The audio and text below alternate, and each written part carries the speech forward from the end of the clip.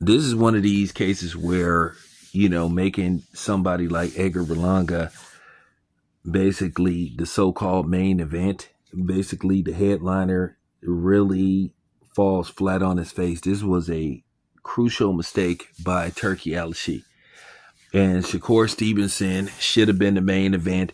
He was absolutely right. It was a slap in the face. And to you dummies that actually thought that Shakur was gonna be fighting in a ring that closes in as the round was going, y'all was like, I told y'all nobody would ever allow nothing like that. If I man, I would never allow nobody to pull some shit like that. Man, come on, man.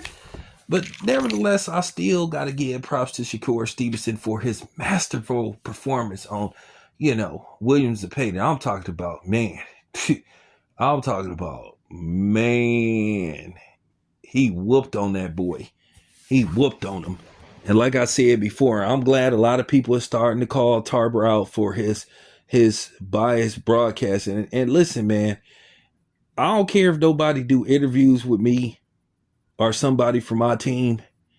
If you say something stupid or if you do something that leads you to be called out, you're going to be called out. Hey, man, come on, man.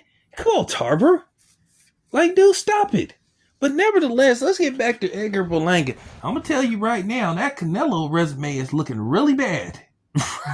It's looking worse by the minute. Who's that guy? Who's that guy? Well, who was Edgar Berlanga?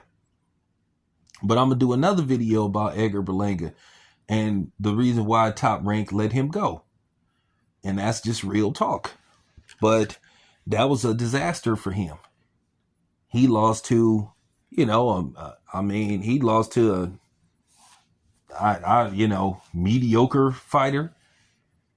But then again, he could be better than mediocre. I guess it takes the right opponent to see. But, Edgar Berlanga, a lot of people going to say that dude was too tall for him or whatever the case may be. He was way bigger than him.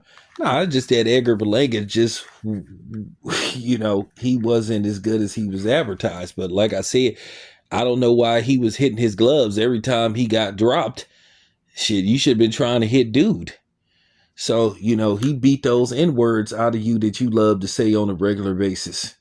Oh, and by the way, there was a story that I was checking on that may be a false alarm, but I'm not going to speak on that right now until I tally up more information. But, with that being said, this was the problem.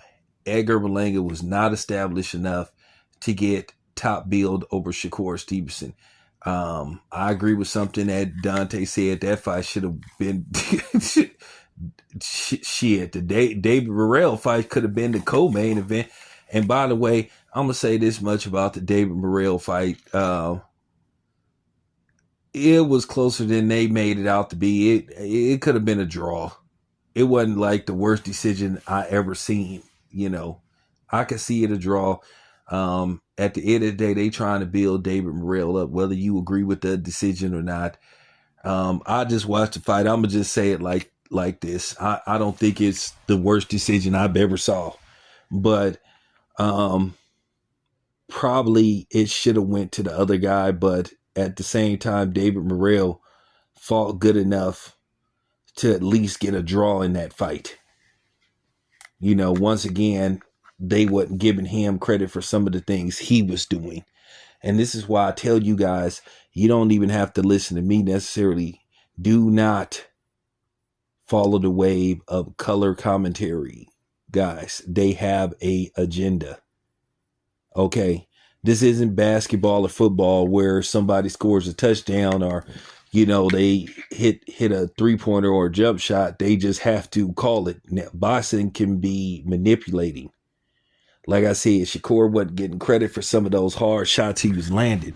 So I'm going to say this to Antonio Tarver with I'm trying to say this with respect, but bro, you need to stop with the, you know what I'm saying? You need to stop with the shoe shine boy shit. Okay? You need to stop with the Gregory Hines shit. Cause it's annoying and I'll tell you to your face. Real talk. But yeah, Tarver, appreciate the interview you did. But still, bro, knock that shit off, man. It's your boy Town, I'm out.